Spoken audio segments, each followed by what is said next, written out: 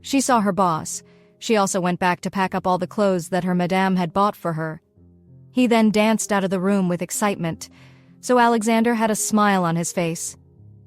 "I can see that you made someone very happy," he said. "Yes, I got her a few things when we went to Venice," Ophelia responded. "Oh, that's kind of you," Alexander smiled. He enjoyed getting to know Ophelia, and it was so much fun to realize she was kind-hearted, an attribute he wanted his woman to have. "I took Vicky back home, but Mom and Dad said I should give you their regards," he revealed. "Actually, I told them about the marriage. They know about you, so I want you to relax. Don't think it was a fake marriage and nobody knows. Those who need to know about it. I told them. So for that good job, can I get a kiss?" Alexander said with a smirk. "Alexander, why? Why must it get to this point?" she said frustratedly. "It wouldn't get to this point if you had thought about it well. If you had gotten up and given me a kiss, I wouldn't have minded and I wouldn't be asking like this. You always make me ask for it, and I don't know why you do that," Alexander said. Ophelia got up grudgingly and went to him. She then tiptoed to kiss his cheek. The moment he noticed she tiptoed, he knew she wouldn't be standing well, so he held her close and kissed her thoroughly on the lips. She was there, not able to say no audibly until he released her. A blush was evident on her face. He smiled. "You know that I like that, right? I kind of like that color," he said, pointing to her face. "I love it when I make you blush like that. I like it. It gets into my head. It's like new wine. I can get high on it." Ophelia did not know what to do because all of a sudden her body was trembling so bad. She walked towards the bed and sat down. She couldn't talk. Nekis was not just an ordinary kiss. It was like he had passed whatever was wrong with him to her. And now it's like she should go on kissing him. She shook her head several times. "Don't worry, sweetheart. We'll do more of those," he said, but she refused to meet his eyes. When she saw that this man was one man that would change her from a good girl to a bad girl, she began to think of what she could do to stop it from happening. She remembered that he said she wouldn't be able to get away from him. Now that she was here with him, she was here forever, and something deep in her heart knew that she would never even want to leave him, not after that kiss. So she sat there, with her two palms holding onto her head. "Sweetheart, do you have a headache?" he asked her with concern. She shook her head vigorously in response. "I saw the way you clutch your head. I thought maybe you had a headache. Sweetheart, look at me." Alexander came closer and held her two hands so that she could look at him. He used his free hand to lift her chin.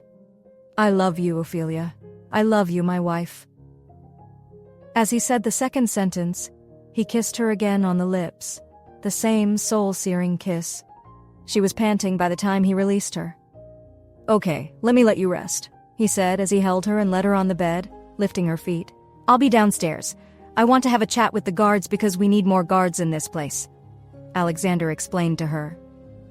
"But the ones that we have are too many," Ophelia complained. "You just rest, okay? Rest," he said, tapping her on the back like a baby. As her husband left, she turned on the TV. She got up and sat on the sofa, her heart thumping. She realized very quickly that she was in trouble. Before long, this man would finally seduce her. Cordelia was right. This man was indeed a seducer. "My heart is in trouble," she said, putting her hand on her chest as she struggled to catch her breath. She checked the menu of the movies that she had for the day. She was checking for anyone that starred her favorite boyfriend, Johnny Depp. Then she saw Pirates of the Caribbean. "At least the fun of this movie can distract me completely," she said to herself as she began to watch. She had watched for so long she was on her third movie when Alexander came by. By that time, she had showered and changed into her nightdress. She was watching as he came to stand beside her. "I can see you are changed, sweetheart. Let me go and shower too and change," he said. She looked at him briefly and quickly looked at the TV again. "This man wants to bamboozle me. I'm scared of him and I don't know anything about him," she said to herself. Right at that moment, a little voice said in her head, "But your mother knows him. That's why she agreed for him to marry you. At least she knows him. Doesn't that count for something?" As if Mother would ever take my side in anything, she said to herself. So when she saw that she couldn't make headway, she continued watching the movie as he showered, changed into his pajamas, and walked out of the bathroom. She watched him as he sat at the edge of the bed. "Are you coming to bed?" he asked her with a dark glint in his eyes, signaling something more. "Yes, when I'm done with this movie, I'll come to bed," she said, trying to make her voice firm. "But I want you to come now," he insisted. His words were urgent, and she could feel them. "Please, Alexander, you're making me afraid," she confessed. "Don't be afraid of me," Alexander said as he quickly got up from the bed and came to sit next to her on the sofa. "Please don't be afraid of me." He held her close and begged, holding her close and pressing her to his chest. He noticed that she was no longer fighting him. It seemed like he had finally subdued her because those 2 kisses were hot enough to do the magic. So he held her close, got up, and pulled her up with him, leading her to the bed. He held her close. "Now we can sleep. This is a work day, and I know you have always wanted to go back to work. I want to get back to work as well, so let's sleep early and wake up on time so that we can both make the office. I will drop you at your office and I'll proceed to my office, okay?" he said. She fell asleep in his arms, and Alexander fell asleep with a smile on his face. "I'm getting close," he said. By the next morning, when they woke up, they quickly carried out their morning routine and got dressed for work. She discovered that she couldn't wear any of those dresses she used to wear. They wouldn't fit her current status. So she took one of her new ones and dressed properly. Alexander watched her every move with appreciation. When he, too, had suited up, they both went downstairs. "Are we having breakfast?" Alexander said, looking at his wife's face, her eyes to her lips. "No, I don't feel like having breakfast," she said with a slow shake of her head. "But why? Are you still afraid because of last night?"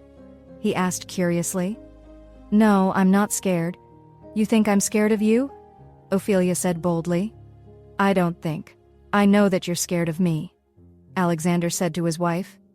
"Dream on," she said, and Alexander laughed.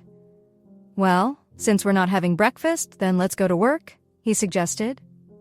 "Also, before I forget, I have your wedding gift to be delivered to you in your office," Alexander said. "You shouldn't have," Ophelia said in a small voice. She was overwhelmed by his care and affection towards her. "No, I should have.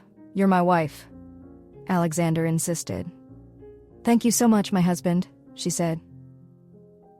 They both went out of the mansion, got into the car, and made their way to their offices.